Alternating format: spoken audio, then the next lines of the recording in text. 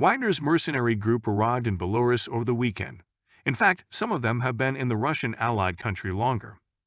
The Belarusian Defense Ministry released a video over the weekend showing what it said was a Wagner fighter instructing Belarusian soldiers at military range near the town of Osipovichi. Wagner's move to Belarus was part of a deal that ended the group's attempted mutiny last June when it overran Russian military bases. President Vladimir Putin has said that they are moving on Moscow and threatening to plunge Russia into civil war. Meanwhile, Wagner leader Yevgeny Prigozhin has not been seen in public since he left the southern Russian city of Rostov-on-Don on June 24, 2023.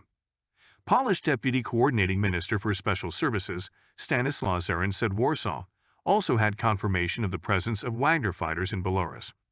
There are probably a few hundred of them at the moment, said Zerin. In fact, this month, they strengthened its border with Belarus to deal with potential threats. Meanwhile, Russian lawmaker Andrei Kartopolov said he sent the Wagner group to Belarus allegedly to prepare for an attack on Poland, as shown recently on Russian state television.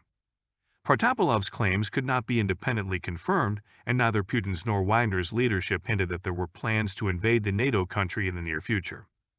Kartopolov said Wagner's troops were sent with the aim of training Belarusian soldiers in preparation for a potential attack on Poland, potentially taking control of the Suwalki Pass. Suwalki is a small but strategically important route from Polish territory between Russia and the Kaliningrad exclave that has long been a flashpoint for Russia. His remarks came after Poland moved troops last week to its eastern border over Wagner's concerns. Obviously, Wagner PMC went to Belarus to train the Belarusian armed forces, said Kartopolov. There is such a thing as the Suwalki corridor. You know very well what it is. If something happens, we really need this Suwalki corridor, he continued.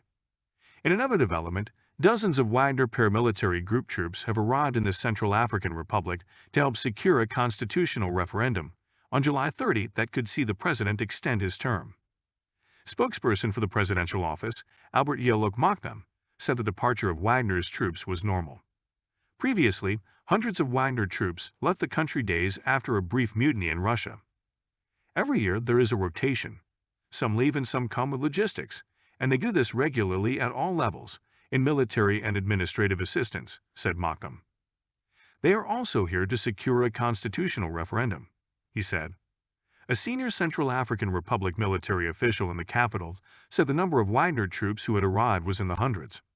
The country of around 5.5 million people and rich in gold, diamonds, and timber has struggled to find stability since independence in 1960. The country was plunged into deeper chaos in 2013 when then-President François Bozize was ousted by an uprising, sparking another round of fighting between armed groups controlling swaths of territory.